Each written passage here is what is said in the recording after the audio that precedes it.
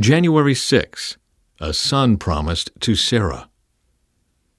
The Lord appeared again to Abraham near the oak grove belonging to Mamre. One day Abraham was sitting at the entrance to his tent during the hottest part of the day. He looked up and noticed 3 men standing nearby. When he saw them, he ran to meet them and welcomed them, bowing low to the ground. "My Lord," he said, "if it pleases you, stop here for a while. Rest in the shade of this tree while water is brought to wash your feet. And since you've honored your servant with this visit, let me prepare some food to refresh you before you continue on your journey." "All right," they said. "Do as you have said." So Abraham ran back to the tent and said to Sarah, "Hurry, get 3 large measures of your best flour, knead it into dough, and bake some bread." Then Abraham ran out to the herd and chose a tender calf and gave it to his servant, who quickly prepared it. When the food was ready, Abraham took some yogurt and milk and the roasted meat, and he served it to the men. As they ate, Abraham waited on them in the shade of the trees. "Where is Sarah, your wife?" the visitors asked. "She's inside the tent," Abraham replied. Then one of them said, "I will return to you about this time next year, and your wife Sarah will have a son." Sarah was listening to this conversation from the tent.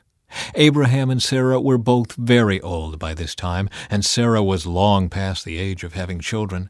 So she laughed silently to herself and said, "How could a worn-out woman like me enjoy such pleasure, especially when my master, my husband, is also so old?" Then the Lord said to Abraham, "Why did Sarah laugh? Why did she say, 'Can an old woman like me have a baby?' Is anything too hard for the Lord? I will return about this time next year, and Sarah will have a son." Sarah was afraid, so she denied it, saying, "I didn't laugh." But the Lord said, "No, you did laugh." Abraham intercedes for Sodom. Then the men got up from their meal and looked out toward Sodom. As they left, Abraham went with them to send them on their way. "Should I hide my plan from Abraham?" the Lord asked. "For Abraham will certainly become a great and mighty nation, and all the nations of the earth will be blessed through him. I have singled him out so that he will direct his sons and their families to keep the way of the Lord by doing what is right and just. Then I will do for Abraham all that I have promised."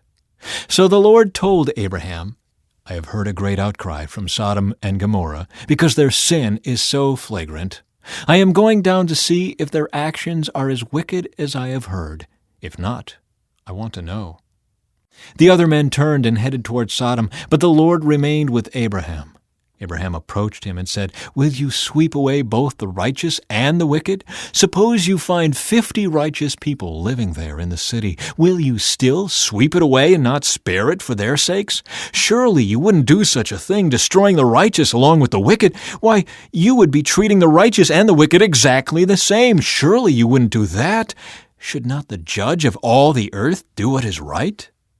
And the Lord replied, "If I find 50 righteous people in Sodom, I will spare the entire city for their sake." Then Abraham spoke again. "Since I have begun, let me speak further to my Lord. Even though I am but dust and ashes, suppose there are only 45 righteous people rather than 50. Will you destroy the whole city for lack of 5? And the Lord said, "I will not destroy it if I find 45 righteous people there." Then Abraham pressed his request further. "Suppose there are only 40. And the Lord replied, "I will not destroy it for the sake of the 40. "Please don't be angry, my Lord," Abraham pleaded. "Let me speak. Suppose only 30 righteous people are found."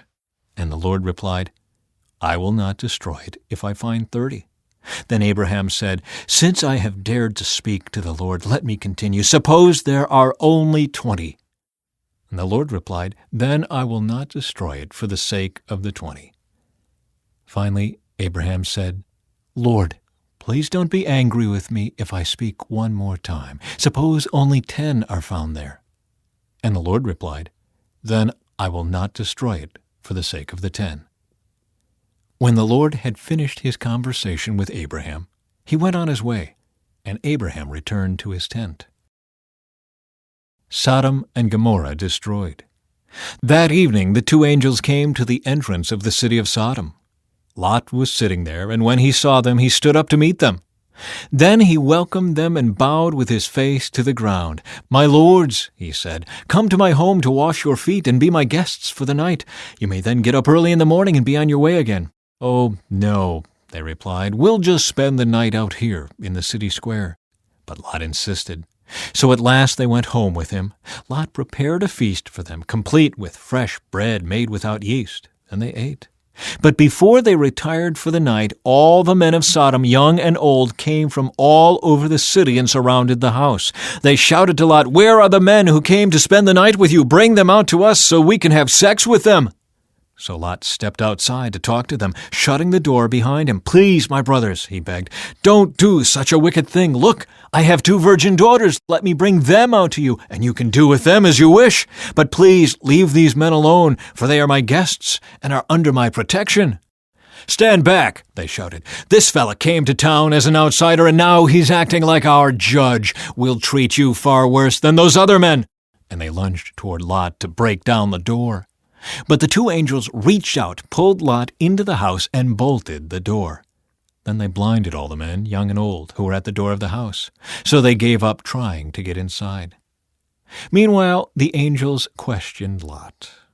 "Do you have any other relatives here in the city?" they asked. "Get them out of this place, your sons-in-law, sons, daughters, or anyone else. For we are about to destroy this city completely. The outcry against this place is so great it has reached the Lord, and he has sent us to destroy it." So Lot rushed out to tell his daughter's fiancés, "Quick, get out of the city. The Lord is about to destroy it." But the young men thought he was only joking. At dawn the next morning, the angels became insistent. "Hurry," they said to Lot. "Take your wife and your 2 daughters who are here. Get out right now, or you will be swept away in the destruction of the city." When Lot still hesitated, the angels seized his hand and the hands of his wife and 2 daughters and rushed them to safety outside the city, for the Lord was merciful. When they were safely out of the city, one of the angels ordered, "Run for your lives and don't look back or stop anywhere in the valley. Escape to the mountains or you will be swept away." "Oh, no, my lord," Lot begged. "You have been so gracious to me and saved my life, and you have shown such great kindness, but I cannot go to the mountains. Disaster would catch up to me there, and I would soon die.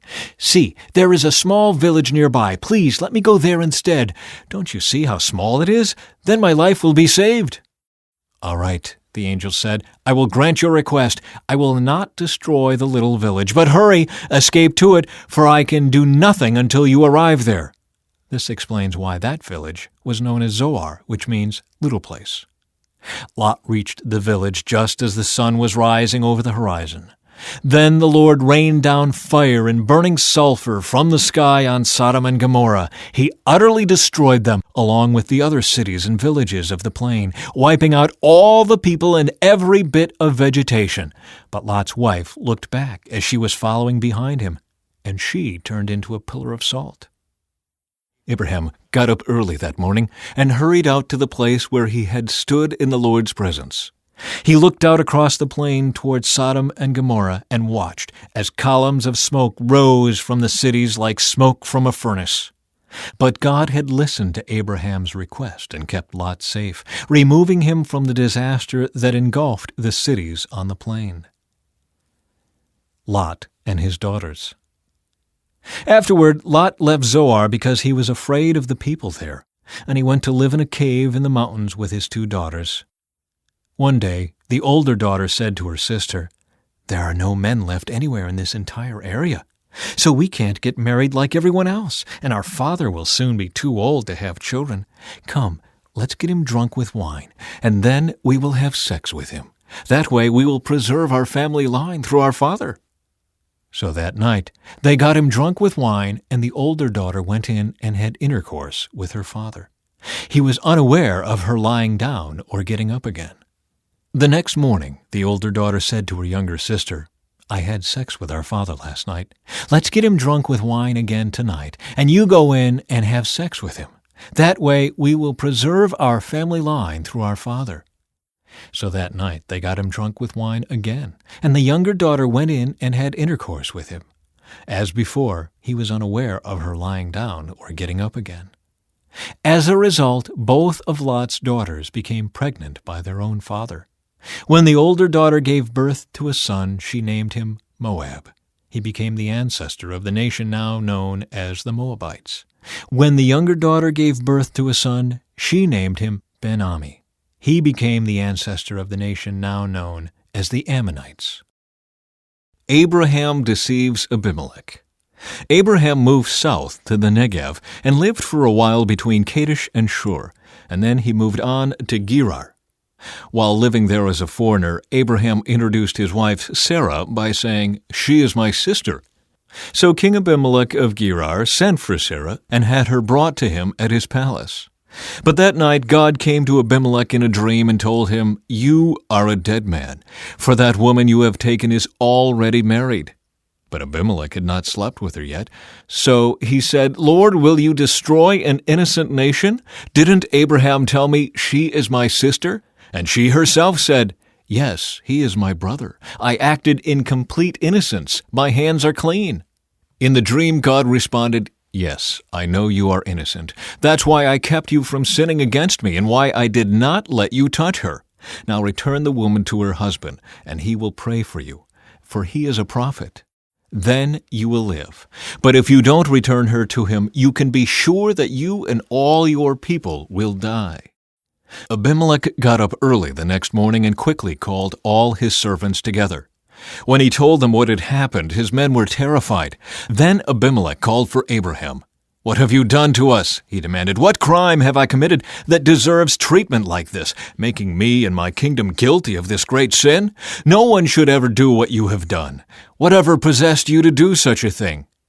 Abraham replied, "I thought, this is a godless place. They will want my wife and will kill me to get her. And she really is my sister, for we both have the same father, but different mothers. And I married her.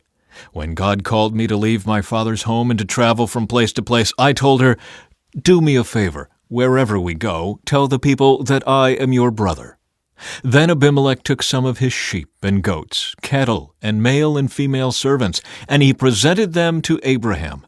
He also returned his wife Sarah to him.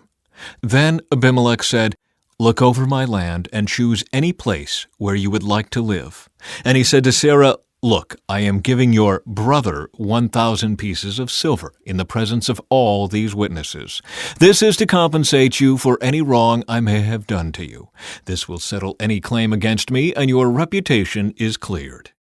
Then Abraham prayed to God, and God healed Abimelech, his wife, and his female servants, so they could have children. For the Lord had caused all the women to be infertile because of what happened with Abraham's wife Sarah. The birth of Isaac. The Lord kept his word and did for Sarah exactly what he had promised. She became pregnant, and she gave birth to a son for Abraham in his old age. This happened at just the time God had said it would. And Abraham named their son Isaac. 8 days after Isaac was born, Abraham circumcised him as God had commanded. Abraham was 100 years old when Isaac was born. And Sarah declared, "God has brought me laughter. All who hear about this will laugh with me. Who would have said to Abraham that Sarah would nurse a baby? Yet I have given Abraham a son in his old age." January 7. Hagar and Ishmael sent away. When Isaac grew up and was about to be weaned, Abraham prepared a huge feast to celebrate the occasion. But Sarah saw Ishmael, the son of Abraham, and her Egyptian servant Hagar making fun of her son Isaac.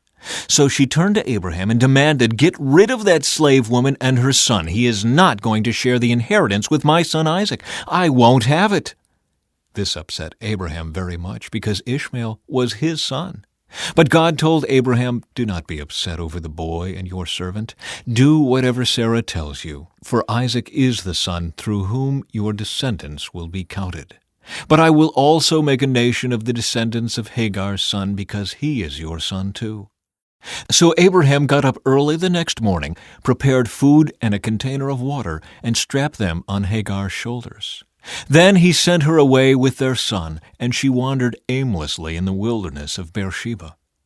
When the water was gone, she put the boy in the shade of a bush. Then she went and sat down by herself about 100 yards away. I don't want to watch the boy die," she said as she burst into tears. But God heard the boy crying, and the angel of God called to Hagar from heaven, "Hagar, what's wrong? Do not be afraid. God has heard the boy crying as he lies there. Go to him and comfort him, for I will make a great nation from his descendants." Then God opened Hagar's eyes, and she saw a well full of water. She quickly filled her water container and gave the boy a drink.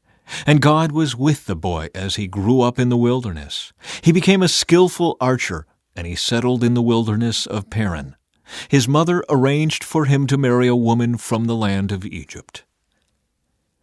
Abraham's covenant with Abimelech. About this time, Abimelech came with Phicol, his army commander, to visit Abraham. "God is obviously with you, helping you in everything you do," Abimelech said. "Swear to me in God's name that you will never deceive me, my children, or any of my descendants. I have been loyal to you, so now swear that you will be loyal to me and to this country where you are living as a foreigner." Abraham replied, "Yes, I swear to it." Then Abraham complained to Abimelech about a well that Abimelech's servants had taken by force from Abraham's servants. "This is the first I've heard of it," Abimelech answered. "I have no idea who is responsible. You have never complained about this before." Abraham then gave some of his sheep, goats, and cattle to Abimelech, and they made a treaty. But Abraham also took 7 additional female lambs and set them off by themselves. Abimelech asked, "Why have you set these 7 apart from the others?" Abraham replied, "Please accept these 7 lambs to show your agreement that I dug this well." Then he named the place Beersheba, which means well of the oath, because that was where they had sworn the oath. After making their covenant at Beersheba, Abimelech left with Phicol, the commander of his army, and they returned home to the land of the Philistines. Then Abraham planted a tamarisk tree at Beersheba, and there he worshipped the Lord, the eternal God. And Abraham lived as a foreigner in Philistine country for a long time. Abraham's obedience tested. Sometime later, God tested Abraham's faith. "Abraham," God called. "Yes," he replied, "here I am." "Take your son, your only son, yes, Isaac, whom you love so much, and go to the land of Moriah. Go and sacrifice him as a burnt offering on one of the mountains, which I will show you."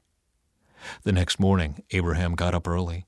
He saddled his donkey and took 2 of his servants with him, along with his son Isaac.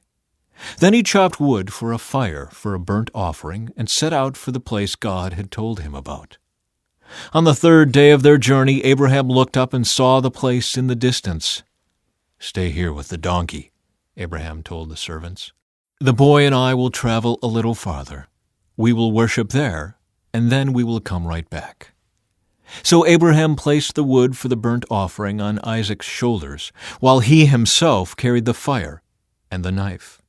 As the 2 of them walked on together, Isaac turned to Abraham and said, "Father?" "Yes, my son," Abraham replied. "We have the fire and the wood," the boy said, "but where is the sheep for the burnt offering?" "God will provide a sheep for the burnt offering, my son," Abraham answered. And they both walked on together. When they arrived at the place where God had told him to go, Abraham built an altar and arranged the wood on it. Then he tied his son Isaac and laid him on the altar on top of the wood. And Abraham picked up the knife to kill his son as a sacrifice. At that moment the angel of the Lord called to him from heaven, "Abraham, Abraham!" "Yes," Abraham replied, "here I am." "Don't lay a hand on the boy," the angel said. "Do not hurt him in any way, for now I know that you truly fear God. You have not withheld from me even your son, your only son." Then Abraham looked up and saw a ram caught by its horns in a thicket. So he took the ram and sacrificed it as a burnt offering in place of his son. Abraham named the place Yahweh-Yireh, which means the Lord will provide.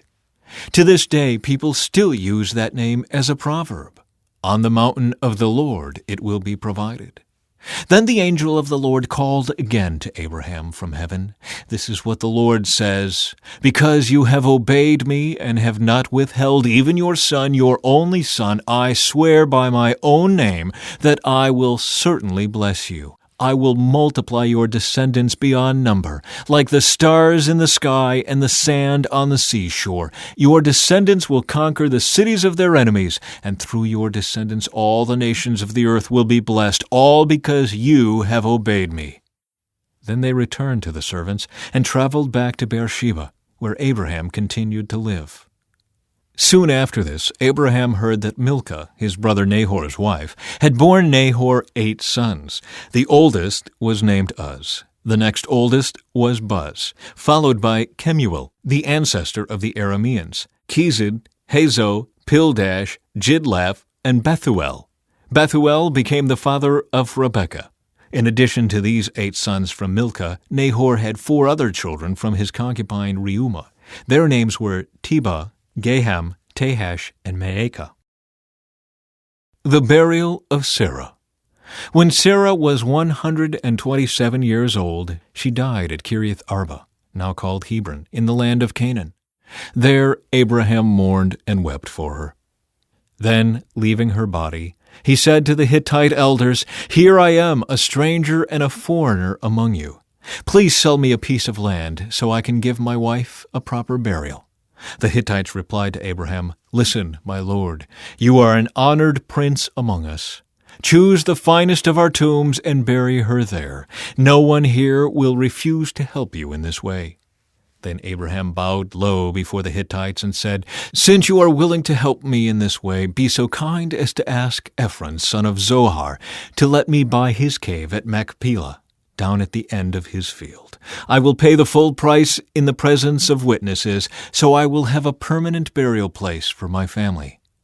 Ephron was sitting there among the others, and he answered Abraham as the others listened, speaking publicly before all the Hittite elders of the town. "No, my lord," he said to Abraham, "please listen to me. I will give you the field and the cave. Here in the presence of my people I give it to you. Go and bury your dead." Abraham again bowed low before the citizens of the land, and he replied to Ephron as everyone listened, "No, listen to me. I will buy it from you. Let me pay the full price for the field so I can bury my dead there." Ephron answered Abraham, "My lord, please listen to me. The land is worth 400 pieces of silver. But what is that between friends? Go ahead and bury your dead." So Abraham agreed to Ephron's price and paid the amount he had suggested, 400 pieces of silver, weighed according to the market standard. The Hittite elders witnessed the transaction. So Abraham bought the plot of land belonging to Ephron at Machpelah near Mamre. This included the field itself, the cave that was in it, and all the surrounding trees. It was transferred to Abraham as his permanent possession in the presence of the Hittite elders at the city gate. Then Abraham buried his wife Sarah there in Canaan, in the cave of Machpelah near Mamre, also called Hebron. So the field and the cave were transferred from the Hittites to Abraham for use as a permanent burial place. The death of Tyra. Tyra lived for 205 years and died while still in Haran. Isaac marries Rebekah. Abraham was now a very old man, and the Lord had blessed him in every way. One day Abraham said to his oldest servant, the man in charge of his household, "Take an oath by putting your hand under my thigh. Swear by the Lord, the God of heaven and earth, that you will not allow my son to marry one of these local Canaanite women. Go instead to my homeland, to my relatives, and find a wife there for my son Isaac." The servant asked, "But what if I can't find a young woman who is willing to travel so far from home? Should I then take Isaac there to live among your relatives in the land you came from?" "No," Abraham responded, "be careful never to take my son there. For the Lord, the God of heaven, who took me from my father's house and my native land, solemnly promised to give this land to my descendants. He will send his angel ahead of you, and he will see to it that you find a wife there for my son. If she is unwilling to come back with you, then you are free from this oath of mine, but under no circumstances are you to take my son there." So the servant took an oath by putting his hand under the thigh of his master Abraham. He swore to follow Abraham's instructions. Then he loaded 10 of Abraham's camels with all kinds of expensive gifts from his master, and he traveled to distant Aram-Naharaim. There he went to the town where Abraham's brother Nahor had settled. He made the camels kneel beside a well just outside the town. It was evening, and the women were coming out to draw water. "O Lord, God of my master Abraham," he prayed, "please give me success today and show unfailing love to my master Abraham. See, I am standing here beside this spring, and the young women of the town are coming out to draw water. This is my request. I will ask one of them, 'Please give me a drink from your jug.'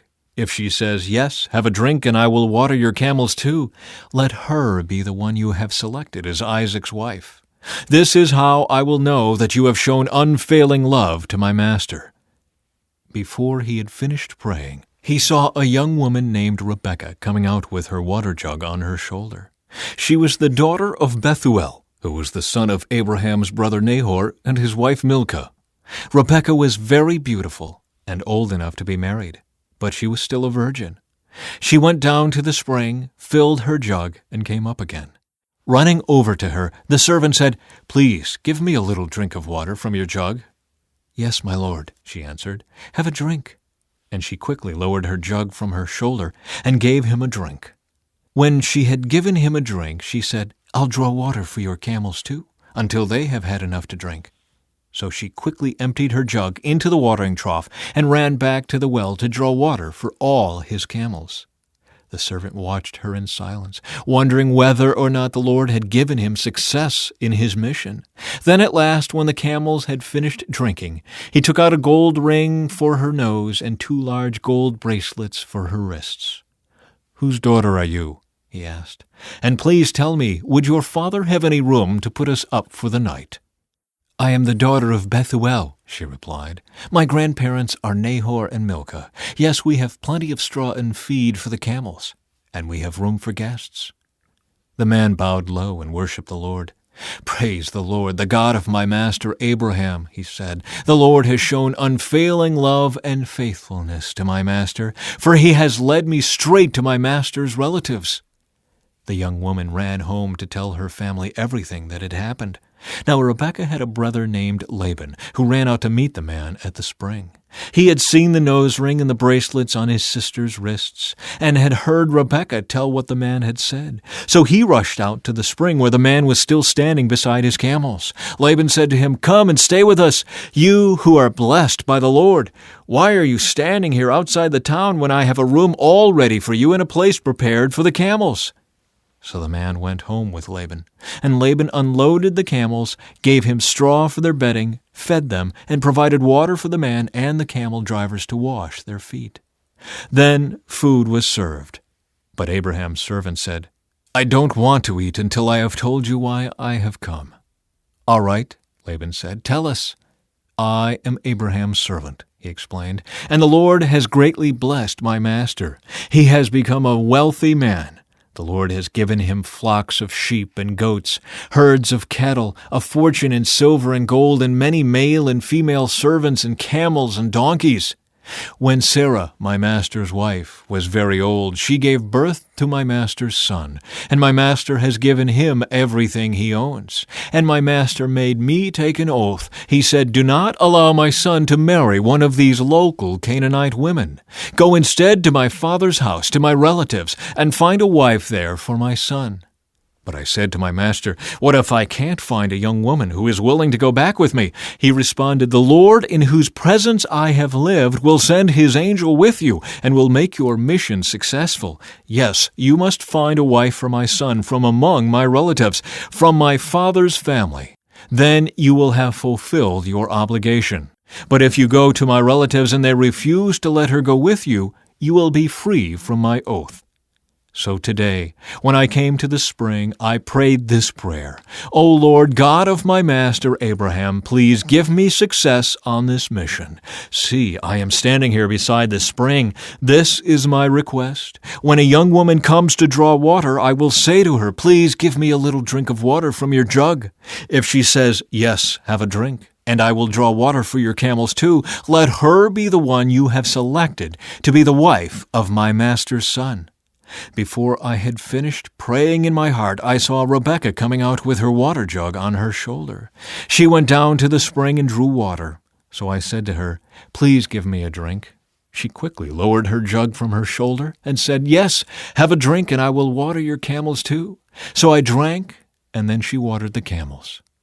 Then I asked, "Whose daughter are you?" She replied, "I am the daughter of Bethuel, and my grandparents are Nahor and Milcah."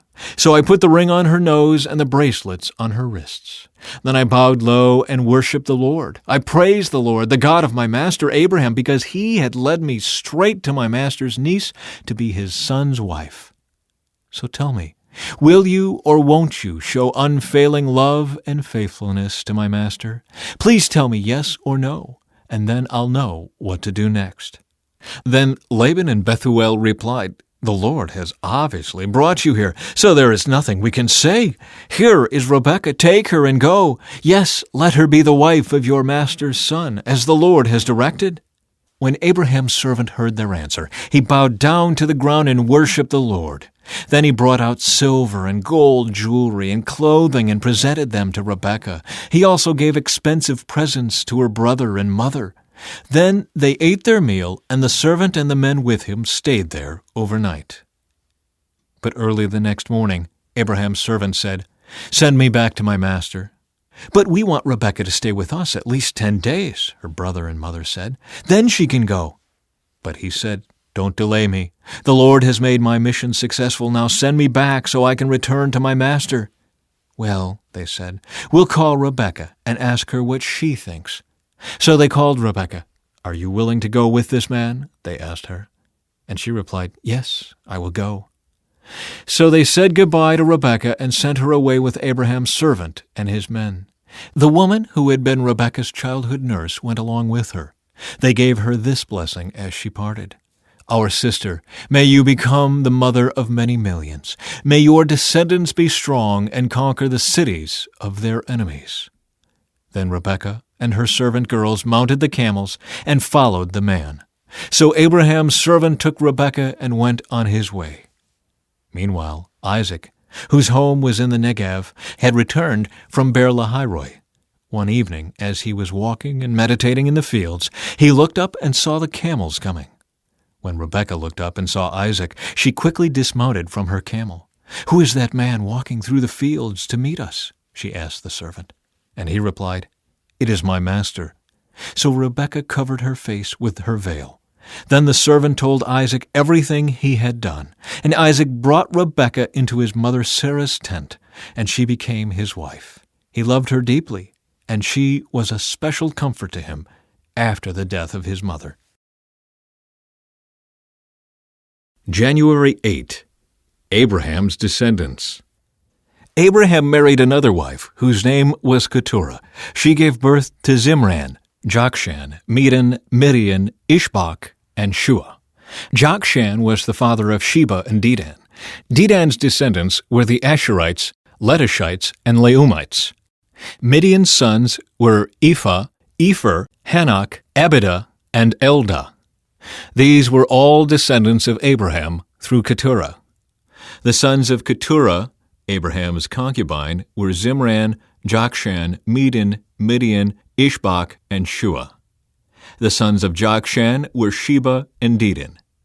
The sons of Midian were Ephah, Epher, Hanok, Abidah, and Eldah. All these were descendants of Abraham through his concubine, Keturah. Abraham gave everything he owned to his son Isaac, but before he died he gave gifts to the sons of his concubines and sent them off to a land in the east, away from Isaac. Ishmael's descendants. This is the account of the family of Ishmael, the son of Abraham, through Hagar, Sarah's Egyptian servant. Here is a list by their names and clans of Ishmael's descendants. The oldest was Nebaioth, followed by Kedar, Adbeel, Mibsam, Mishma, Duma, Massa, Hadad, Tema, Jetur, Naphish, and Kedemah. These 12 sons of Ishmael became the founders of 12 tribes named after them, listed according to the places they settled and camped. Ishmael lived for 137 years. Then he breathed his last and joined his ancestors in death. Ishmael's descendants occupied the region from Havilah to Shur, which is east of Egypt in the direction of Ashur. There they lived in open hostility toward all their relatives. The sons of Abraham were Isaac and Ishmael. These are their genealogical records. The sons of Ishmael were Nebaioth, the oldest, Kedar, Adbeel, Mibsam, Mishma, Duma, Massa, Hadad, Tema, Jeter, Naphish, and Kedemah. These were the sons of Ishmael. Isaac's descendants. Abraham was the father of Isaac. The sons of Isaac were Esau and Israel. The births of Jacob and Esau. This is the account of the family of Isaac, the son of Abraham. When Isaac was 40 years old, he married Rebekah, the daughter of Bethuel the Aramean from Padan Aram, and the sister of Laban the Aramean. Isaac pleaded with the Lord on behalf of his wife, because she was unable to have children. The Lord answered Isaac's prayer, and Rebekah became pregnant with twins. But the two children struggled with each other in her womb, so she went to ask the Lord about it. "Why is this happening to me?" she asked. And the Lord told her, "The sons in your womb will become two nations. From the very beginning, the two nations will be rivals. One nation will be stronger than the other, and your older son will serve your younger son." And when the time came to give birth, Rebekah discovered that she did indeed have twins. The first one was very red at birth and covered with thick hair like a fur coat, so they named him Esau. Then the other twin was born with his hand grasping Esau's heel, so they named him Jacob. Isaac was 60 years old when the twins were born. The death of Abraham. Abraham lived for 175 years, and he died at a ripe old age, having lived a long and satisfying life. He breathed his last and joined his ancestors in death. His sons Isaac and Ishmael buried him in the cave of Machpelah near Mamre, in the field of Ephron, son of Zohar the Hittite. This was the field Abraham had purchased from the Hittites, and where he had buried his wife Sarah. After Abraham's death, God blessed his son Isaac, who settled near Beer-lahai-roi in the Negev. January 9. Esau sells his birthright. As the boys grew up, Esau became a skillful hunter. He was an outdoorsman, but Jacob had a quiet temperament, preferring to stay at home. Isaac loved Esau because he enjoyed eating the wild game Esau brought home, but Rebekah loved Jacob. One day when Jacob was cooking some stew, Esau arrived home from the wilderness, exhausted and hungry. Esau said to Jacob, "I'm starved. Give me some of that red stew." This is how Esau got his other name, Edom, which means red. "All right," Jacob replied, "but trade me your rights as the firstborn son." "Look, I'm dying of starvation," said Esau. "What good is my birthright to me now?" But Jacob said, "First you must swear that your birthright is mine." So Esau swore an oath, thereby selling all his rights as the firstborn to his brother Jacob. Then Jacob gave Esau some bread and lentil stew. Esau ate the meal, then got up and left. He showed contempt for his rights as the firstborn. Isaac deceives Abimelech.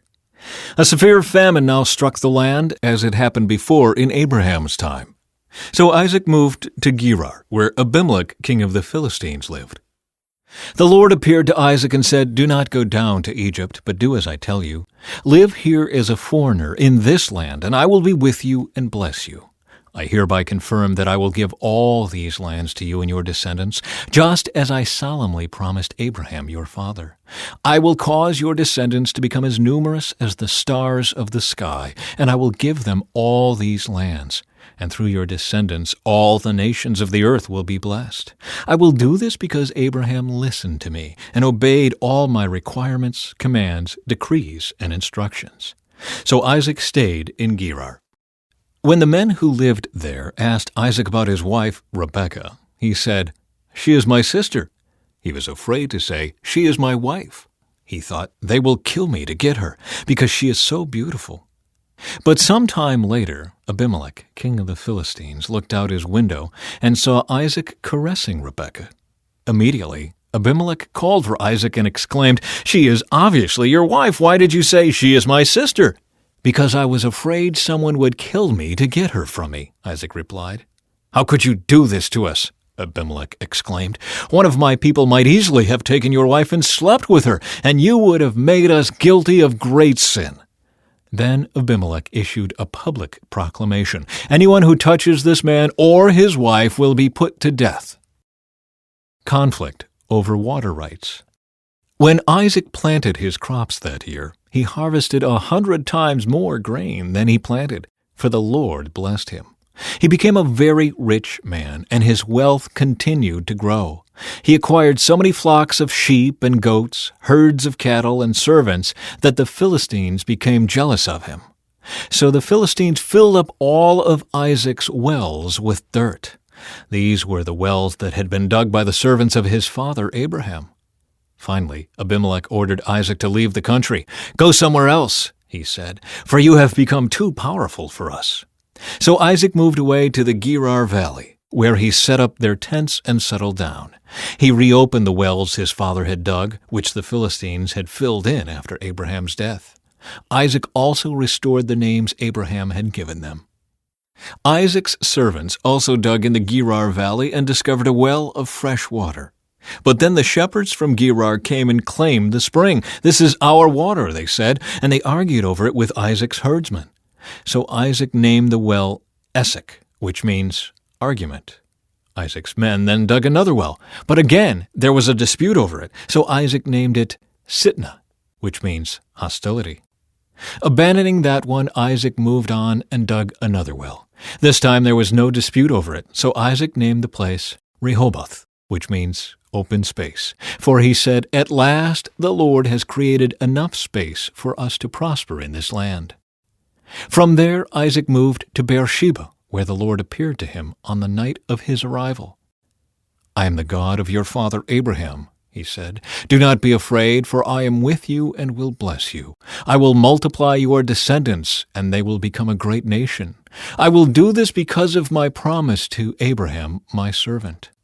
Then Isaac built an altar there and worshipped the Lord. He set up his camp at that place, and his servants dug another well. A treaty with Abimelech. One day King Abimelech came from Gerar with his advisor, Ahuzzath, and also Pekal, his army commander. "Why have you come here?" Isaac asked. "You obviously hate me since you kicked me off your land." They replied, "We can plainly see that the Lord is with you. So we want to enter into a sworn treaty with you. Let's make a covenant. Swear that you will not harm us, just as we have never troubled you. We have always treated you well, and we sent you away from us in peace. And now look how the Lord has blessed you." So Isaac prepared a covenant feast to celebrate the treaty, and they ate and drank together. Early the next morning, they each took a solemn oath not to interfere with each other. Then Isaac sent them home again, and they left him in peace. That very day Isaac's servants came and told him about a new well they had dug. "We've found water," they exclaimed. So Isaac named the well Shibah, which means oath. And to this day the town that grew up there is called Beersheba, which means well of the oath. At the age of 40, Esau married 2 Hittite wives, Judith, the daughter of Berai, and Basemath, the daughter of Elon. But Esau's wives made life miserable for Isaac and Rebekah. Jacob steals Esau's blessing. One day when Isaac was old and turning blind, he called for Esau, his older son, and said, "My son." "Yes, father," Esau replied. "I am an old man now," Isaac said, "and I don't know when I may die. Take your bow and a quiver full of arrows, and go out into the open country to hunt some wild game for me. Prepare my favorite dish and bring it here for me to eat. Then I will pronounce the blessing that belongs to you, my firstborn son, before I die." But Rebekah overheard what Isaac had said to his son Esau. So when Esau left to hunt for the wild game, she said to her son Jacob, "Listen, I overheard your father say to Esau, 'Bring me some wild game and prepare me a delicious meal. Then I will bless you in the Lord's presence before I die. Now, my son, listen to me. Do exactly as I tell you. Go out to the flocks and bring me 2 fine young goats. I'll use them to prepare your father's favorite dish. Then take the food to your father so he can eat it and bless you before he dies.'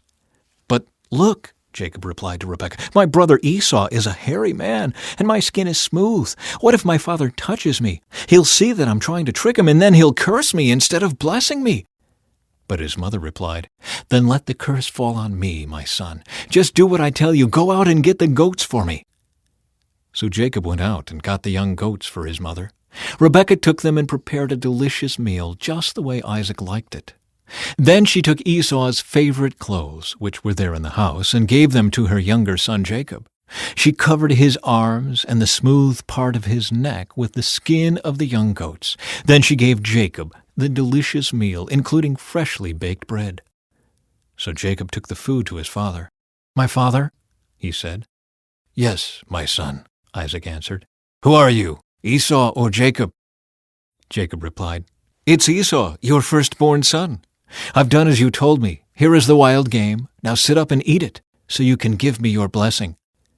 Isaac asked, 'How did you find it so quickly, my son?' 'The Lord your God put it in my path,' Jacob replied.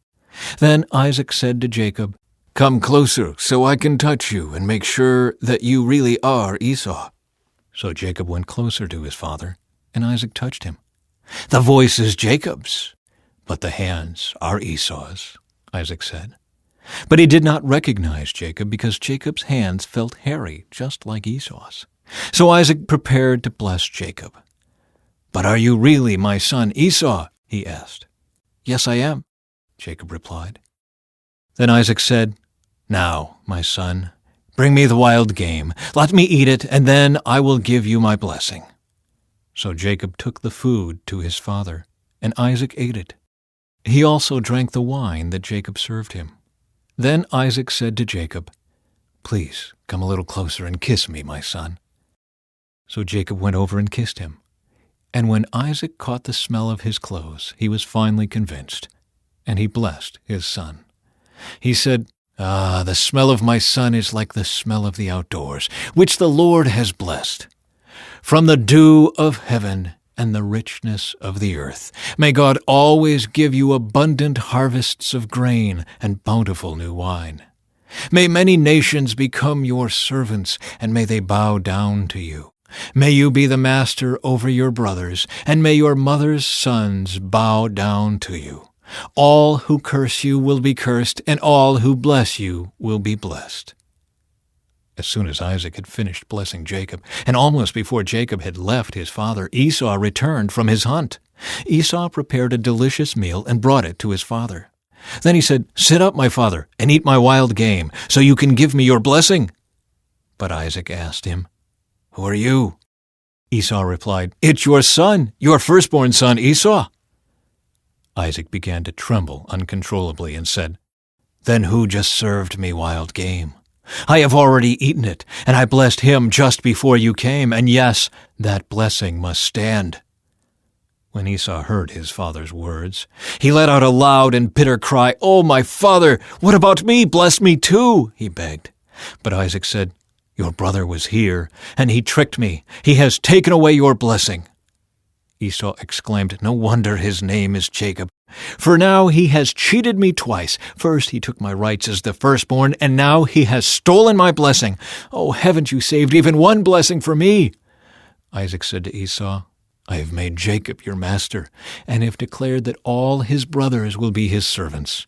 I have guaranteed him an abundance of grain and wine, what is left for me to give you, my son.' Esau pleaded, 'But do you have only one blessing? Oh, my father, bless me too!' Then Esau broke down and wept. Finally, his father Isaac said to him, 'You will live away from the richness of the earth, and away from the dew of the heaven above. You will live by your sword, and you will serve your brother. But when you decide to break free, you will shake his yoke from your neck.' Jacob flees to Padan Aram. From that time on, Esau hated Jacob because their father had given Jacob the blessing. And Esau began to scheme, I will soon be mourning my father's death. Then I will kill my brother Jacob. But Rebekah heard about Esau's plans, so she sent for Jacob and told him, Listen, Esau is consoling himself by plotting to kill you. So listen carefully, my son. Get ready and flee to my brother Laban in Haran. Stay there with him until your brother cools off. When he calms down and forgets what you have done to him, I will send for you to come back. Why should I lose both of you in one day? Then Rebekah said to Isaac, I'm sick and tired of these local Hittite women. I would rather die than see Jacob marry one of them. So Isaac called for Jacob, blessed him, and said, You must not marry any of these Canaanite women. Instead, go at once to Padan Aram, to the house of your grandfather Bethuel, and marry one of your uncle Laban's daughters. May God Almighty bless you and give you many children, and may your descendants multiply and become many nations. May God pass on to you and your descendants the blessings he promised to Abraham. May you own this land where you are now living as a foreigner, for God gave this land to Abraham. So Isaac sent Jacob away, and he went to Padan Aram to stay with his uncle Laban, his mother's brother, the son of Bethuel the Aramean. January 10. Esau marries Ishmael's daughter. Esau knew that his father Isaac had blessed Jacob and sent him to Padan Aram to find a wife, and that he had warned Jacob, You must not marry a Canaanite woman. He also knew that Jacob had obeyed his parents and gone to Padan Aram. It was now very clear to Esau that his father did not like the local Canaanite women. So Esau visited his uncle Ishmael's family and married one of Ishmael's daughters in addition to the wives he already had. His new wife's name was Mahalath.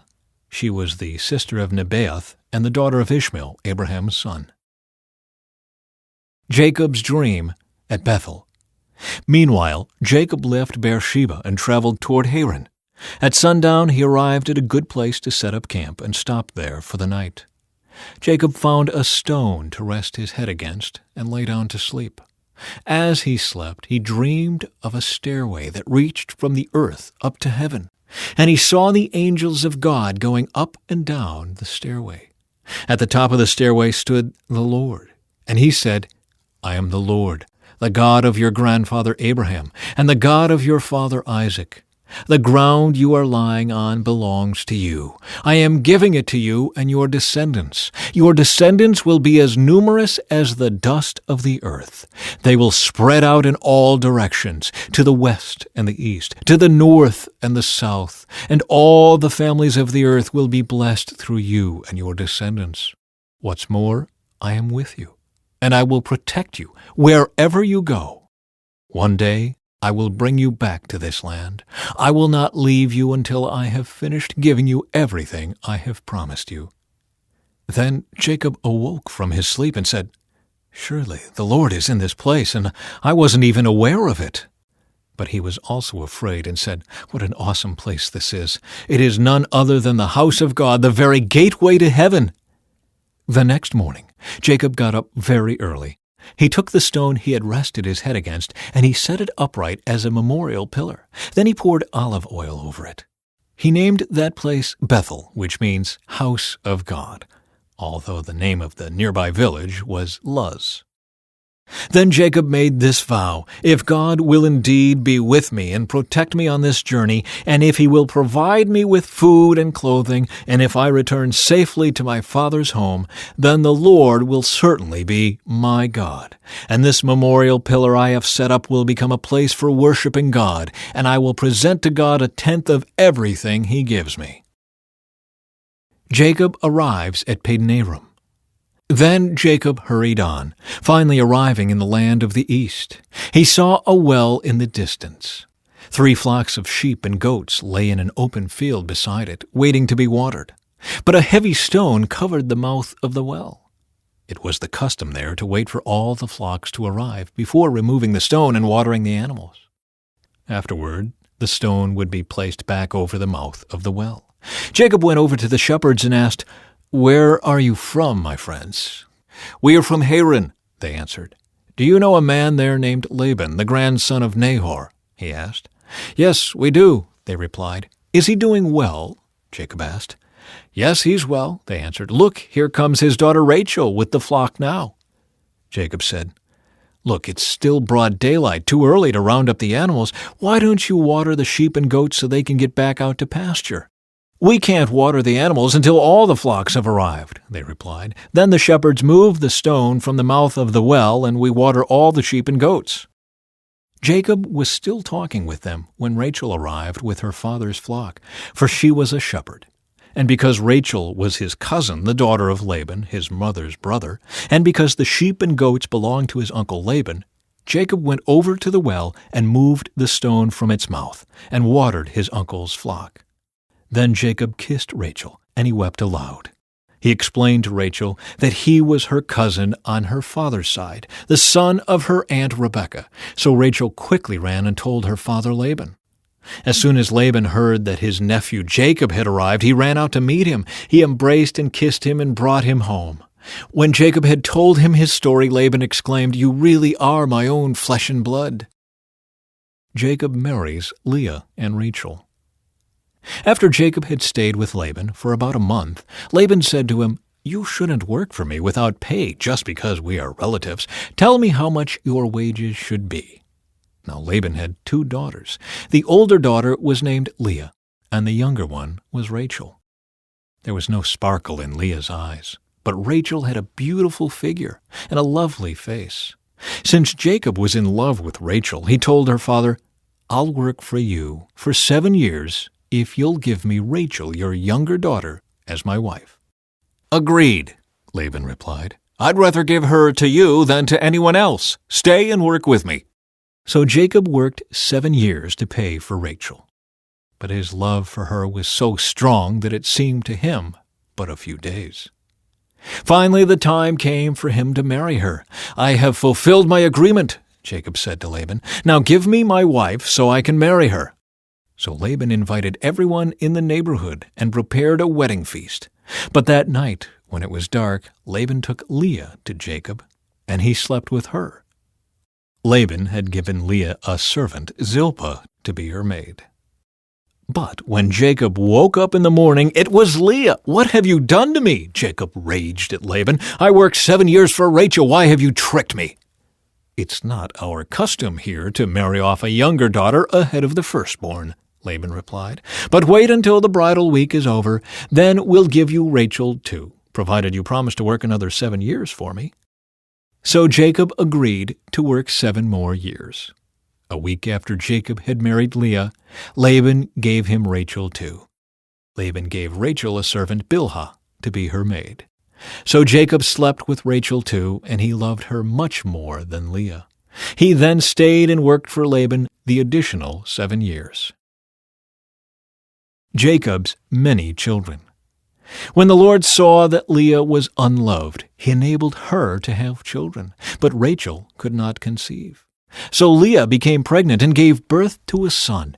She named him Reuben, for she said, "The Lord has noticed my misery, and now my husband will love me." She soon became pregnant again and gave birth to another son. She named him Simeon, for she said, "The Lord heard that I was unloved and has given me another son."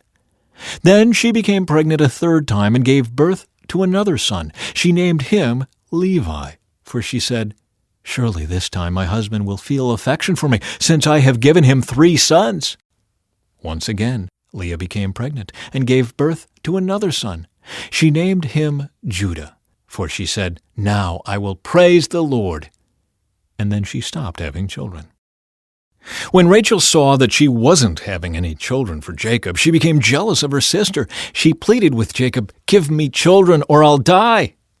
Then Jacob became furious with Rachel. "Am I God?" he asked. "He's the one who has kept you from having children." Then Rachel told him, "Take my maid Bilhah and sleep with her. She will bear children for me, and through her I can have a family too." So Rachel gave her servant Bilhah to Jacob as a wife, and he slept with her.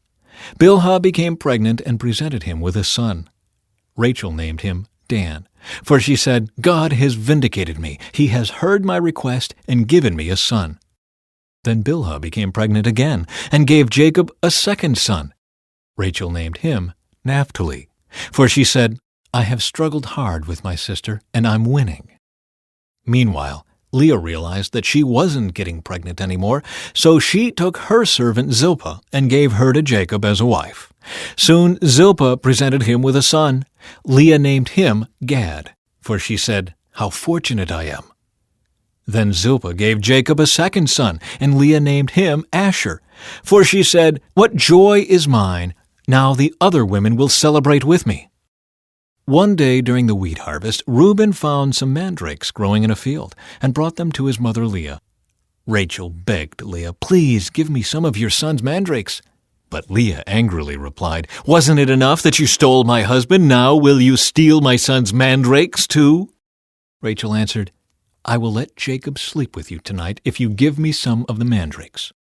So that evening, as Jacob was coming home from the fields, Leah went out to meet him. You must come and sleep with me tonight, she said. I have paid for you with some mandrakes that my son found. So that night he slept with Leah.